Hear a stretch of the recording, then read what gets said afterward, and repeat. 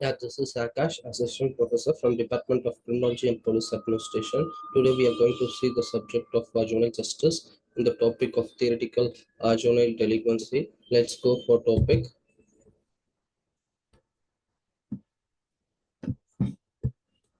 So the first topic is rational choice theory. Rational choice theory is nothing but it's a central assumption of an individual rather than agent. It's an olden theory that has been make a significant change of self-interest that has make an individual or motivated by self-interest. They decide to achieve the best possible outcome for themselves given circumstance. Its rational assures a clear preference and they make the consequent choice that aligns with their profession. Let's be see about the social disorganization theory. Social disorganization is nothing but it has been developed in 20th century from Chicago School of Sociology. It's focused on how the society structure and the society characteristics contributes to crime and delinquents. Here we are going to see the sub content of the social disorganization theory. The theory states that it's a common factors of social disorder and control, and the community factor it's poverty and economic and residential insecurity and mobility and ethnic and rather than heterogenic. The family distribution and instabilization. Uh, and the next one is weaker social institution. For example, it can be a school or church. Then the third one is social control. Social control play a major role of ability to control the community to regulate and enforce the norms and value. And fourth one is social coincidence. Social coincidence is nothing but the strength of the social bond and the relationship with the community. It plays a major role in the social disorganization theory. These four factors have influenced the factors that leads the juvenile delinquents to commit crime.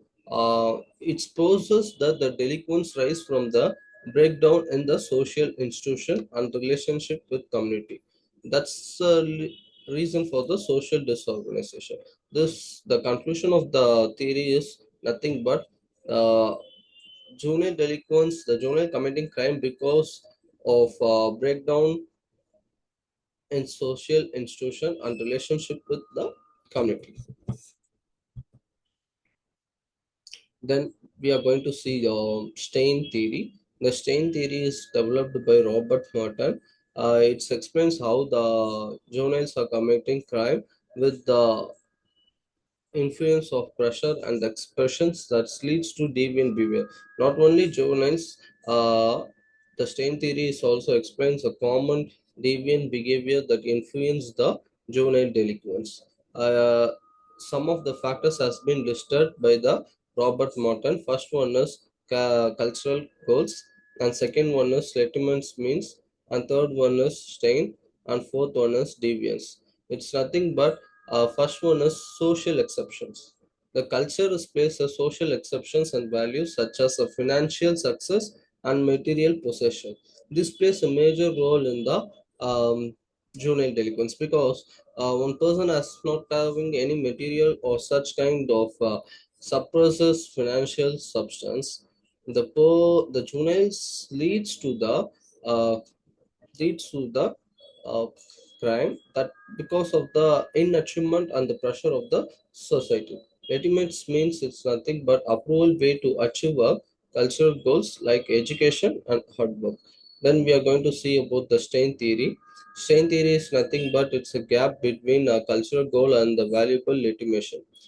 The means leading to frustration and pressure. So the stain is stain is nothing but it's a common term that has been describes that a person in a society has been pressurized and frustrated. This leads to the deviant behavior. So during the childhood age, the child has used to be pressurized and have seen many frustrations and low self-esteem that leads to the juvenile delinquents. This is the main reason of juvenile delinquents. Strain theory says that. The last part is deviance. The result of stain is nothing but you can say as pressure, where individual turn into inconvenient mean to achieve the goals. That means that a person cannot achieve a goal by the proper way means then Due to the pressure of the society, a person used to achieve their goal by illegal way. This is the reason of the deviance. So let's possess that the people unable to achieve a socially accepted goals through legitimate means they may experience strain and stress, which push towards to the delinquents as a way to cope up with the frustration. This is the reason of the juvenile delinquents. So let's go for another theory. It's an social control theory. Social control theory explains how the primus happens with the irrelevant and the interconnection of the juvenile delinquents by explaining how the social relationship and the institution influence the individual behavior, including juvenile delinquents. They list out some of the factors. The why the crime has happened because of the lack of social bond. The first one is attachment towards relationship and families and friends, then commitments, that means educations and careers. Then third one was involvement, participations in activities. Then fourth one is belief, sharing values and norms. Then the social control, uh, the process by which the society maintain order and conformity. The delinquence is a result of weakened and broken social norms. So let's see the key factors of social control theory. The first one is self-control, the ability to regulate one's own behavior, emotion, and scripts. And second one is impulsivity, the tendency to act without considering a consequence. The third one is low-level control. The low-level control is nothing but the characteristics by implicitly risking taking and forces on short-term gain. Okay, then we are going to see the drift theory. Drift theory is developed by David Marzan. It's by explains the individual how a deviance leads and its a permanent criminal identity. So first one we are going to mainly focused on the traditional values of deviant behavior among youth. By focusing on this concept of delinquents and the technique of neutralization, Mazza theory highlights the complex of delinquents and the way in which the youth people navigate the boundary between the conformity and deviance.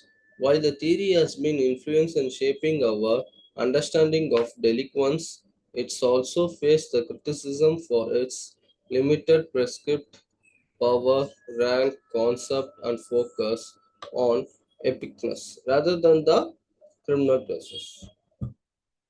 So, conclusion. All these theories are mainly focusing on juvenile delinquents and provide the multifactors understanding of the complex factors that towards contributes to the young involvement in crime.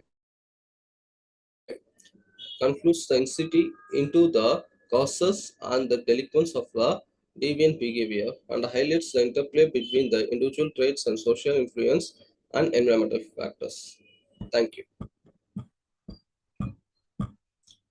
Let's see in another class.